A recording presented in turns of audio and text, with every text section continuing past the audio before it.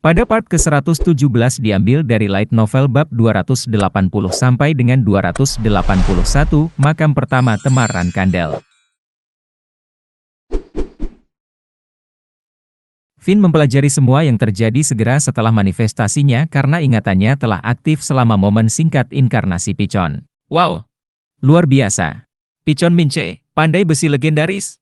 Aku tidak pernah membayangkan kalau aku akan menjadi garis keturunan seseorang yang begitu hebat. Dan kukira itu adalah suara dewa. Kupikir itu hanya roh jahat. Haha.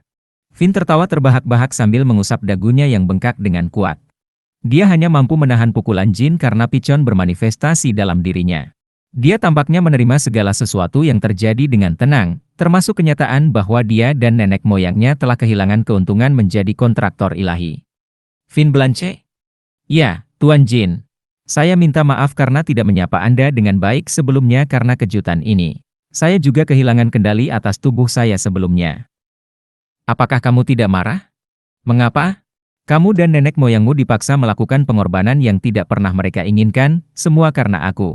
Finn melebarkan matanya keheranan dan melambaikan tangannya. Oh tidak, pengorbanan apa yang Anda bicarakan, Pak? Saya tidak pernah tahu bahwa saya adalah seorang kontraktor, dan saya tidak pernah mendapatkan keuntungan darinya, tetapi itu juga tidak merugikan saya.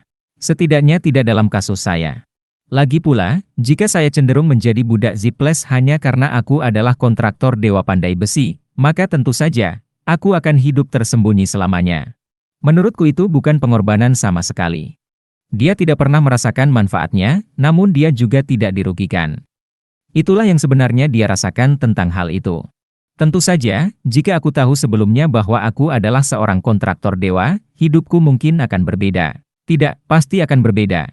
Aku bisa menjadi pandai besi dari klan Rankandel, dan jika aku bergabung dengan pandai besi Minche Guild, aku pasti akan menjalani kehidupan yang lebih berkelimpahan daripada sekarang. Itu benar. Tetapi apakah itu akan menjamin kehidupan yang lebih bahagia daripada yang saya jalani sekarang? Kali ini, mata Jin yang membelalak. Tidak ada yang bisa yakin tentang hal-hal seperti itu. Jika saya menjadi pandai besi di Rankandel, mungkin saya akan mendapat penghasilan lebih banyak. Tapi saya bisa saja mendapat pengawasan dari para elit. Rankandel adalah tempat yang cukup menakutkan, bukan? Siapa tahu? Mungkin di guild pandai besi Minche, aku juga akan merasa iri dan cemburu. Finn berhenti. Lalu dia mengangkat bahu dan melanjutkan. Di sisi lain, aku menyukai kehidupanku saat ini. Meskipun hidup di bawah kekuasaan Tuan yang sangat miskin membuatku diculik, aku mendapat pengalaman diselamatkan olehmu, Tuan Jin. Dan meskipun Tuan yang aku layani telah mengalami beberapa kemalangan, dia adalah pria yang baik. Lanjutkan. Lanjutkan. Hanya itu yang ingin kukatakan. Mulai sekarang, Pichon akan menggunakan tubuhmu untuk memperkuat Bradamante demi aku. Bagimu, itu tidak adil. Jika ada imbalan yang kamu inginkan, beritahu aku. Aku akan melakukan apa yang aku bisa. Dan bahkan jika kamu menolak, aku tidak akan menghukum atau menyakitimu karenanya. Tuan Jin, apa maksudmu dengan itu? Baik kamu dan aku secara tak terduga bertemu Pichon hari ini. Mengesampingkan fakta bahwa aku adalah kontraktor Dewa Pandai Besi, kamu menyelamatkan hidupku, ingat. Finn melambaikan tangannya sekali lagi. Oleh karena itu, saya tidak punya keluhan.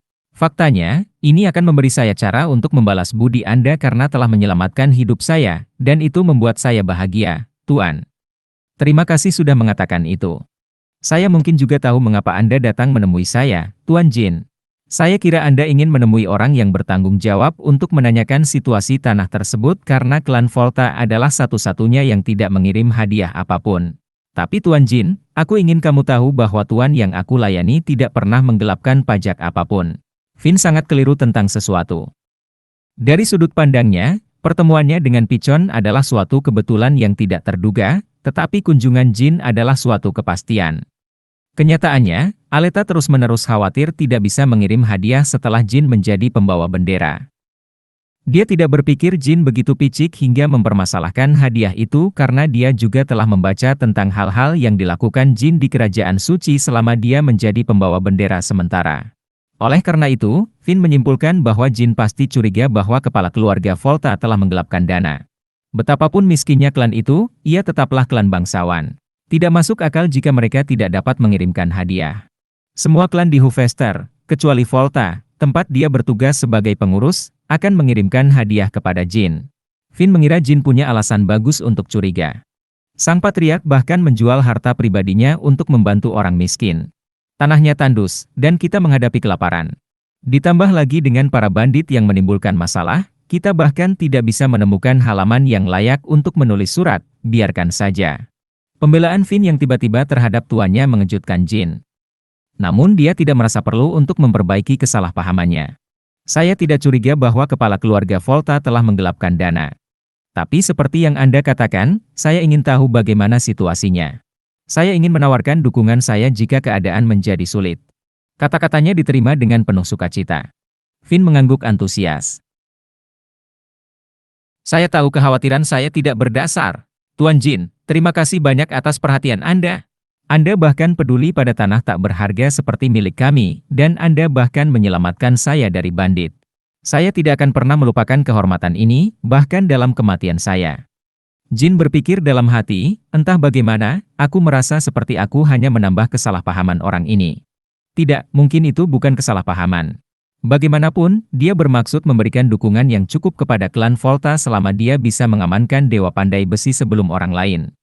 Dia tidak hanya mengamankan dewa tersebut, tetapi dia juga mengetahui bahwa Dewa Pandai Besi telah diubah sebagai bagian dari persiapan yang dilakukan Solderet untuknya, dan dia bahkan dijanjikan untuk dapat memperkuat Bradamante. Ini sangat ideal untuk Jin. Baiklah. Kalau begitu tolong rawat pedangku dengan baik. Finn dengan hati-hati mengangkat Bradamante. Aku tidak tahu apa-apa tentang Pandai Besi, jadi leluhurku akan mengurusnya. Sedangkan bagiku, andai saja aku bisa mendapatkan tempat di mana leluhurku bisa mengerjakan pedang tanpa ada yang mengetahuinya. Adalah tugasku untuk mencari tahu hal itu.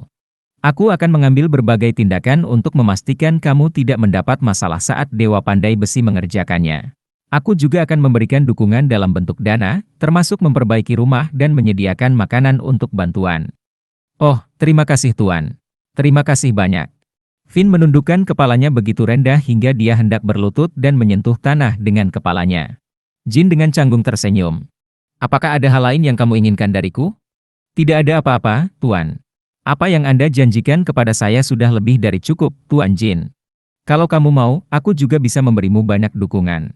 Aku yakin kamu ingat percakapanku tadi dengan Pichon. Aku bilang padanya untuk tidak menghalangiku memberikan dukungan. Haha, saya sangat tersanjung dengan kata-kata Anda sehingga saya tidak tahu harus berkata apa. Tapi Tuan Jin, seperti yang saya sebutkan sebelumnya, saya puas dengan hidup saya. Tanah ini dan rumah besar Volta adalah rumah saya. Dan untuk tanah ini untuk bangkit melalui kesulitan saat ini tidak ada bedanya dengan mimpiku yang menjadi kenyataan. Itu adalah pertemuan yang sangat singkat, tapi pria bernama Finn itu menyenangkan Jin. Dia bisa saja meminta lebih banyak.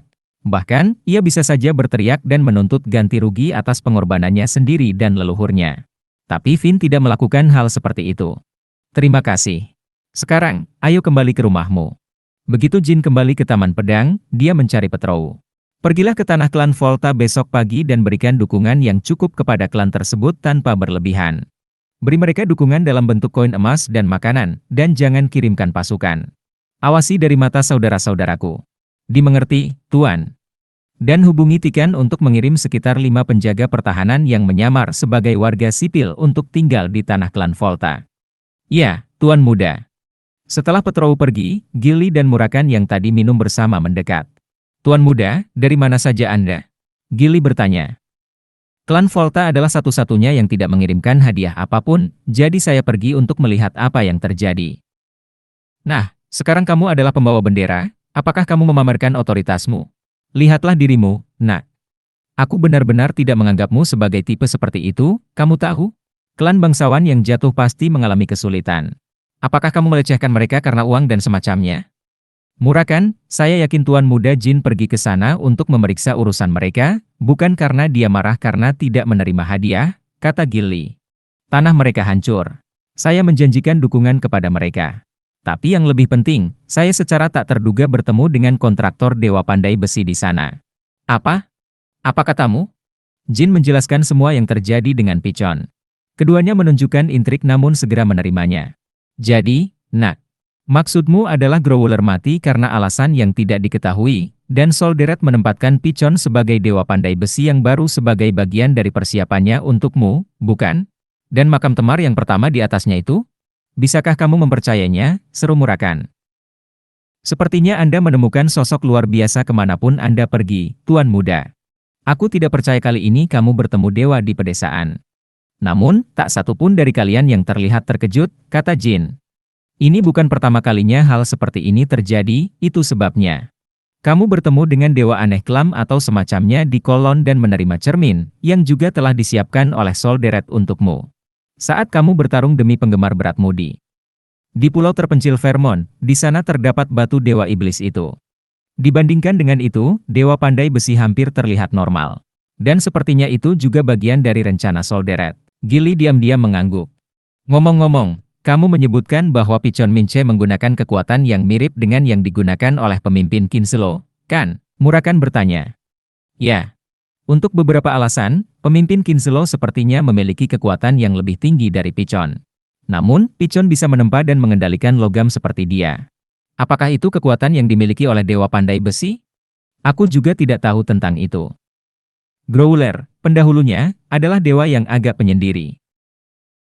Jika kekuatan itu milik para dewa pandai besi, maka kematian Growler akan terkait erat dengan pemimpin Kinselo. Kamu masih belum memiliki dugaan tentang dia, bukan? Tentu saja, Murakan telah berbagi percakapan dengan pemimpin Kinselo di Old Oterium mengenai topik ini.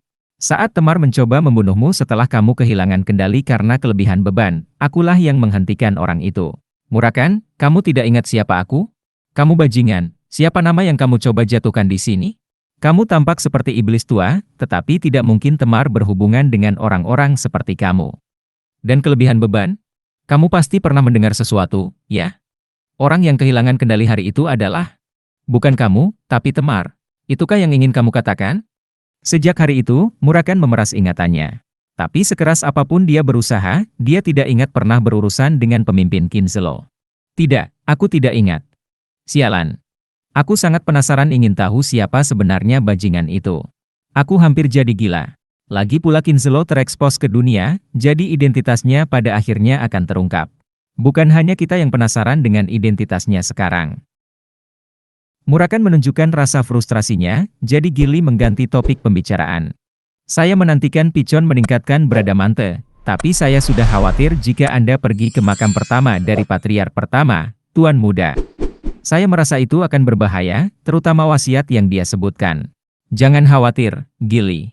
Aku akan pergi dengan Murakan. Mengira dewa pandai besi mengetahui sesuatu yang bahkan ibumu pun tidak mengetahuinya. Namun, karena makamnya telah dipindahkan, aku tidak akan bisa menyapa Temar meskipun kita sampai di sana.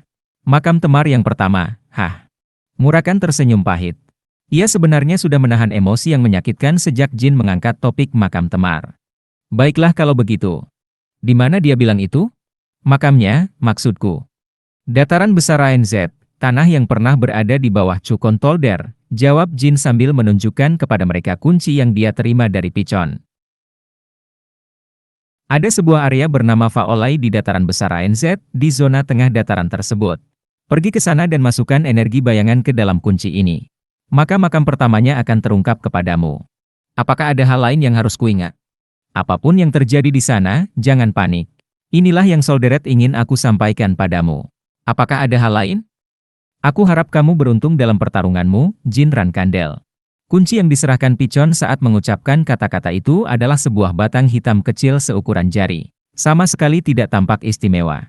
Jika seseorang tidak menyadari bahwa itu sebenarnya adalah sebuah kunci, mereka akan dengan mudah salah mengira itu sebagai bagian dari perangkat yang hilang atau semacamnya. Dia menyuruhmu untuk memasukkan energi bayanganmu ke dalamnya? Berikan padaku. Murakan mengambil kuncinya dan mulai memasukkan shadow energy ke dalamnya. Tidak terjadi apa-apa. Setidaknya, tampaknya begitu. Aku bisa mengerti tentang apa benda ini. Benda-benda ini tidak akan aktif kecuali energi bayangan dimasukkan ke dalamnya dalam jumlah yang cukup. Solderet biasa membuat benda-benda ini dan menyebutnya mainan. Benar-benar? Jadi, kapan kamu akan berangkat ke Great Plains of ANZ? Murakan bertanya. Aku ingin segera pergi, Tapi pertama-tama aku harus menemui Paman Jet dan juga mengetahui tanggal pembunuhan mata-mata ksatria hitam itu karena ibuku bilang itu akan menjadi misi pertamaku. Dia bilang dia akan menugaskan pembawa bendera lain yang ahli dalam hal itu bersamamu. Kurasa itu Joshua, kan? Karena ini misi penting, dia akan mencoba memanfaatkanmu sambil memberikan semua pujian kepada Joshua. Menurutku ibu tidak akan menggunakan trik dangkal seperti itu. Bagaimana menurutmu, Gilly? Saya setuju dengan Anda, Tuan Muda. Saya rasa bukan Joshua, bajingan licik itu. Maaf. Sebaliknya, saya yakin yang akan melakukannya adalah Nona Luntia atau Tuan Muda Divus. Luntia dan Divus. Keduanya selalu disebutkan ketika orang membahas pembawa bendera Rankandel terkuat selain Luna, yang berada di atas yang lain. Luntia dan Divus, ya. Ya, itu benar. Karena kita harus melenyapkan seorang ksatria hitam, kita memerlukan seseorang dengan rekam jejak yang terbukti juga. Tetapi jika mereka yakin ksatria hitam ini adalah mata-mata, mengapa tidak menangkap dan membunuhnya saja? Mengapa harus bersusah payah merencanakan misi dan sebagainya? Mereka dapat dengan mudah mengeksekusinya sebagai target untuk dieliminasi di Taman Pedang, bukan? Kami membutuhkan pembenaran yang cukup dan latar belakang untuk membunuh seseorang yang menonjol seperti ksatria hitam. Kami tidak dapat mengungkapkan kepada semua anggota klan bahwa ksatria hitam adalah mata-mata, jadi eliminasi sederhana akan melemahkan disiplin dalam klan sambil mengungkap kebenaran. Mengadakan persidangan untuk spionase akan merusak reputasi klan karena mata-mata ini kebetulan adalah ksatria hitam. Ya ampun, kalian manusia. Kalian baru berumur 1 abad, namun reputasi kalian lebih dihargai daripada kami para naga. Jadi, kami tidak bisa pergi ke makam Temar sebelum kalian ditetapkan tanggal pembunuhan ksatria hitam, kanan? Itu benar. Segalanya akan menjadi lambat di sini. Sial. Mereka mungkin akan memberikan banyak waktu untuk mempersiapkan misinya. Membunuh mata-mata ksatria hitam bukanlah pembunuhan yang mudah, dan klan juga perlu mempersiapkan diri jauh-jauh hari. Setelah kita mengetahui tanggalnya, mari kita pergi ke makam Temar sebelum misinya dimulai. Jin pergi menemui Jet keesokan harinya. Ia tidak lagi mengajar taruna kelas menengah. Dia sekarang menjadi instruktur untuk taruna kelas lanjutan. Saya mengirim seluruh kelompok taruna tingkat lanjut untuk misi eksternal sehingga saya dapat menyampaikan gerakan terakhir kepada Anda. Suaranya bergema kuat saat dia berbicara di tengah lapangan latihan yang kosong. Jet masih dalam tahap lanjutan dari level bintang 8-nya, tapi itu hanyalah indikasi auranya. Itu tidak berbicara tentang keterampilan sebenarnya yang bisa dia tunjukkan dalam pertarungan. Tidak banyak pendekar pedang bintang 9 yang bisa mengalahkan Jet dalam pertarungan. Terima kasih Paman. Ada 3 gerakan terakhir yang bisa aku ajarkan padamu tanpa persetujuan Dewan. Tapi salah satunya cocok untuk pedang berantai, dan satu lagi cocok untuk pedang raksasa. Oleh karena itu, aku akan mengajarimu gerakan terakhir yang cocok untuk pedang panjang. Ya Pak. Jin telah menyaksikan dan menghadapi 2 gerakan penyelesaian sejak kebangkitannya. Pergerakan terakhir ketiga, hujan meteor, dan pergerakan terakhir ketujuh, gunung berapi. Kedua teknik tersebut sangat kuat. Khususnya, adegan menawan yang terbentang di depan matanya saat Luna mengeksekusi meteor shower untuk membunuh Andre masih menginspirasi Jin dari waktu ke waktu. Itu sebabnya dia ingin mempelajari meteor shower dulu, tapi kurasa itu harus menunggu sampai aku bisa mengalahkan semua tetua. Jet perlahan menghunus pedangnya. Gerakan terakhir keempat, petal cascade. Saya akan mendemonstrasikannya secara perlahan pada awalnya, jadi cobalah mengikuti aliran pedang dan auranya. Pedang Jet mulai memancarkan cahaya saat bermandikan aura. Untuk saat ini, tidak ada bedanya dengan energi pedang biasa. Namun tak lama kemudian, dia bisa melihat aura di sekitar pedang itu terbelah. Aura terkonsentrasi mulai membentuk retakan kecil. Itu berarti aura di sekitar pedang melemah. Aura yang tidak terkonsentrasi di sekitar pedang bisa pecah seperti puing dengan benturan sekecil apapun, jadi para ksatria harus selalu menjaga aura mereka terkonsentrasi di sekitar pedang selama pertempuran. Aura di sekitar pedang Jet terus terbuka di sekitar retakannya. Sepertinya pedang itu akan terlepas dari pedangnya dengan sedikit sentuhan. Seperti yang kau tahu, patahnya aura seperti itu akan menghalangi penggunaannya. Pendekar pedang manapun yang tidak berpengalaman yang menggunakan pedangnya dalam kondisi ini akan menjatuhkan auranya. Jet lalu mengambil sedikit langkah ke depan. Pedang itu secara alami terangkat ke udara, dan kemudian Jet menjatuhkan pedangnya dengan gerakan yang sangat halus namun cepat. Itu seperti tebasan vertikal biasa. Fragmen aura tetap utuh di pedang Jet setelah tebasan. Auranya tidak terlepas, bahkan saat pedangnya menembus udara. Seolah-olah seseorang sedang memindahkan istana pasir tanpa membuatnya hancur. Pertama, kamu harus bisa menggunakan pedang sedemikian rupa sehingga pecahan aura yang menggantung tetap utuh di pedang. Astaga! Fragmen aura yang menggantung dilepaskan.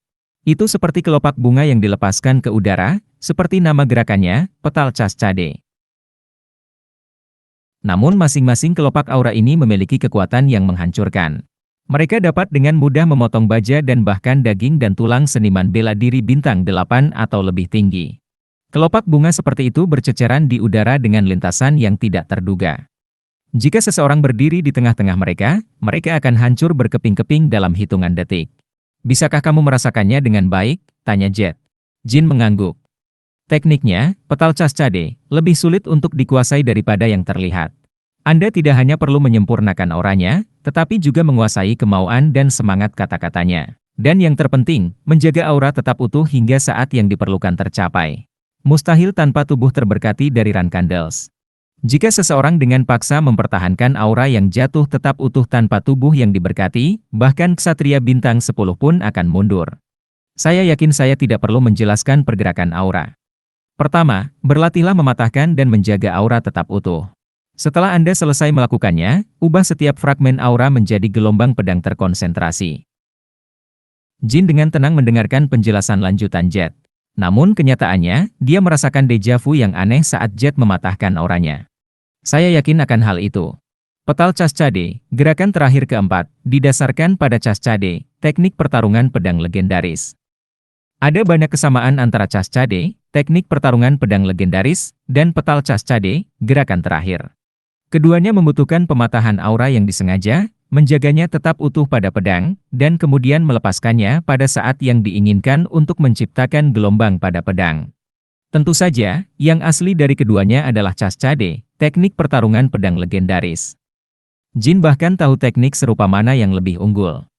Cascade tentu lebih unggul, terlepas dari kenyataan bahwa manusia tanpa Light Heart tidak akan pernah bisa menggunakannya.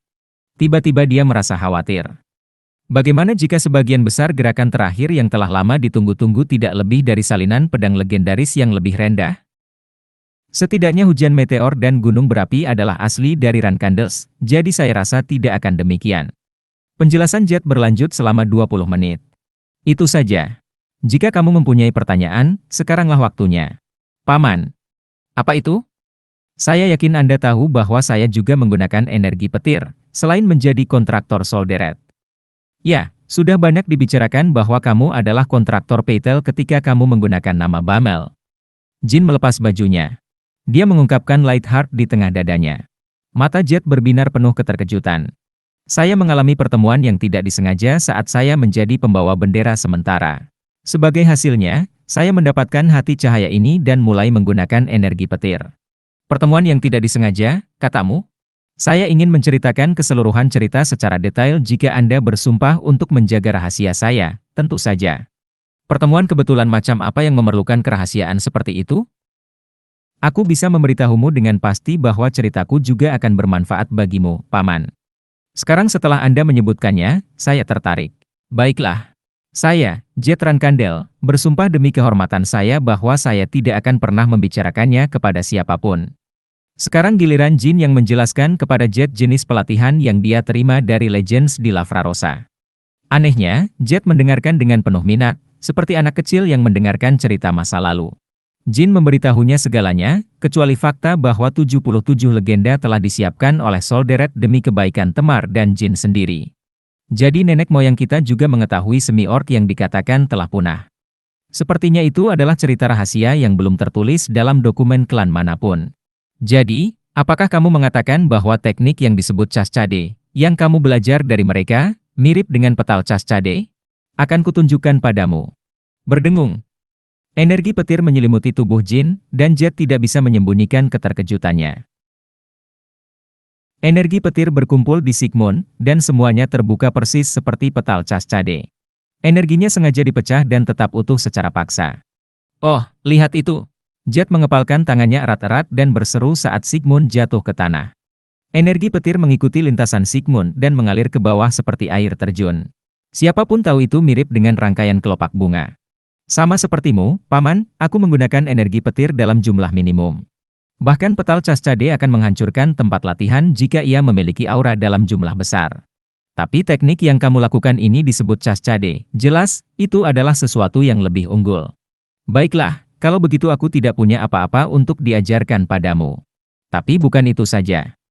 Faktanya, demonstrasi Jin membuat Jet melihat keterbatasan gerakan terakhir petal Cascade. Dan memahami sepenuhnya suatu keterbatasan tidak ada bedanya dengan mengatakan bahwa seseorang diberi kemungkinan untuk lebih meningkatkan diri. Namun dalam kasus Jet, dia melonjak lebih tinggi lagi. Karena saya tidak bisa mencapai Light Heart sendirian, saya tidak akan bisa meniru Cascade bahkan jika saya mulai menguasai petal Cascade lagi dengan inspirasi yang saya dapatkan hari ini. Namun, saya merasa mungkin bisa meningkatkan Light Heart kekuatan petal Cascade sendiri. Apa? Maksudmu tentang meningkatkan tekniknya, Paman?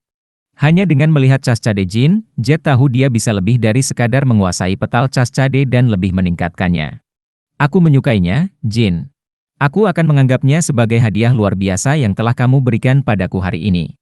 Setelah aku selesai meningkatkannya dan mendapatkan persetujuan dari para tetua dewan yang bodoh itu, dewan tidak akan punya alasan untuk menolaknya lagi.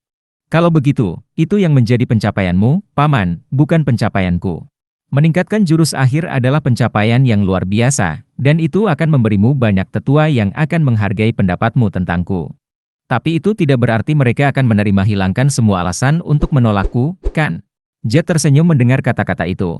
Tidak, Dewan tidak akan bisa menolak atau menolakmu lagi. Soalnya, pamanmu yang lama ini akan menambahkan namamu ke petal Cascade yang ditingkatkan.